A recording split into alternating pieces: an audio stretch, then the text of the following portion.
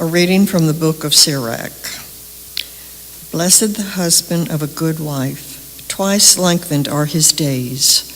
A worthy wife brings joy to her husband, peaceful and full is his life. A good wife is a generous gift bestowed upon him who fears the Lord. Be he rich or poor, his heart is content, and a smile is ever on his face.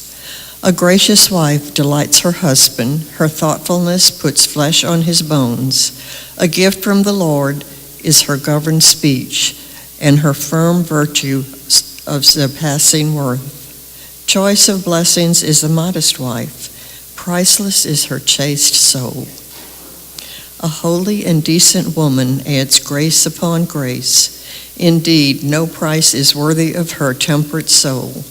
Like the sun rising in the Lord's heavens, the beauty of a virtuous wife is the radiance of her home. The word of the Lord. Thanks be to God. The response is, in you, Lord, I have found my peace. In you, Lord, I have found my peace. O Lord, my heart is not proud, nor my eyes haughty. I busy not myself with great things, nor with things too sublime for me. In you, O Lord, I have put my found trust. my peace. Nay, rather I have stilled and quieted my soul like a weaned child. Like a weaned child on its mother's lap, so is my soul within me. In you, Lord, I have found my peace. O Israel, hope in the Lord, both now and forever. In you, Lord, I have found my peace.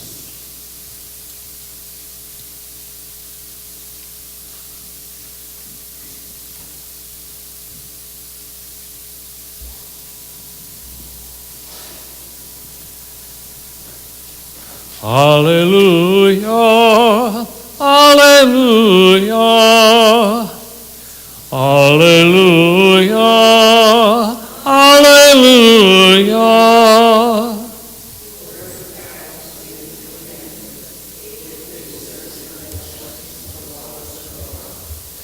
Hallelujah, hallelujah.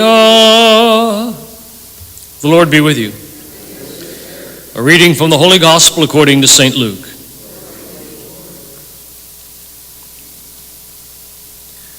Jesus journeyed to a city called Nain, and his disciples and a large crowd accompanied him. As he drew near to the gate of the city, a man who had died was being carried out, the only son of his mother, and she was a widow. A large crowd from the city was with her. When the Lord saw her, he was moved with pity for her, and said to her, "Do not weep." He stepped forward and touched the coffin. At this, the bearers halted, and he said, "Young man, I tell you, arise." The dead man sat up and began to speak, and Jesus gave him to his mother. Fear seized them all, and they glorified God, exclaiming, "A great prophet has risen in our midst, and God has visited his people." This report about him spread through the whole of Judea and all the surrounding region. The Gospel of the Lord.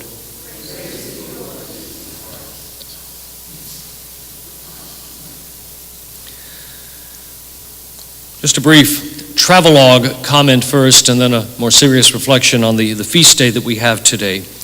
The first with the travelogue is that when I was in seminary, one of the places I wanted to go see because I like Roman ruins is the port city of Ostia.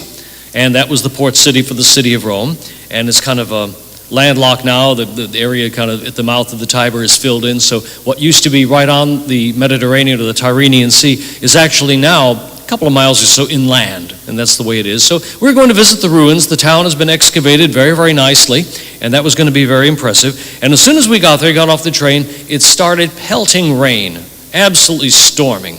So we ran into the first building we could find that actually had a roof on it, which was a church.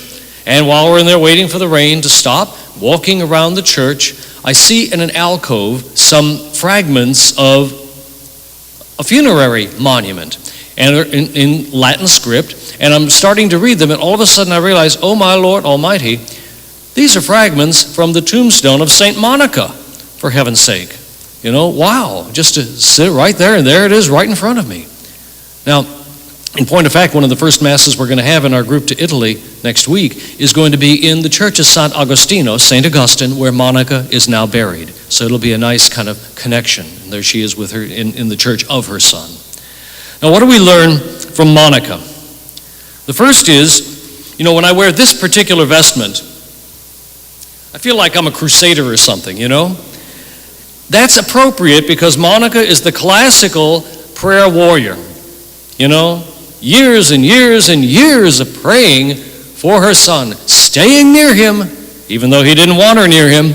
You know how mothers can be sometimes. But there she was, and finally he does hear the words of St. Ambrose, becomes converted to the Catholic faith, and in fact becomes, as everybody knows, the Bishop of Hippo, one of the greatest theologians of the history of the church.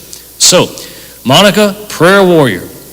What we learn from her, though, is what was excerpted from Augustine's Confessions in the Office of Readings this morning, where Monica says, I don't really care where you bury me.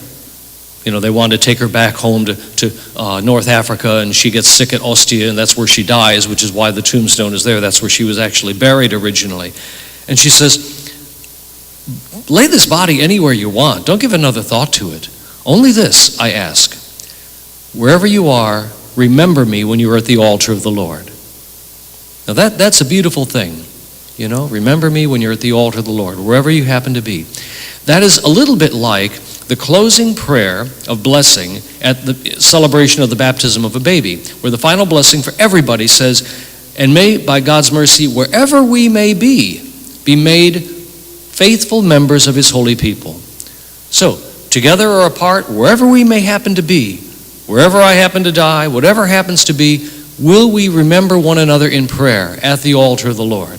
That's the inspiration I can take from St. Monica today in a most special way. That we want to be able to be people who will support one another, affirm one another, lift one another up in prayer on an ongoing basis. If we can't quite be the prayer warrior that St. Monica was, we can be prayer warriors in our own context. And that's what God, I think, is calling us for today. So let us stand and pray.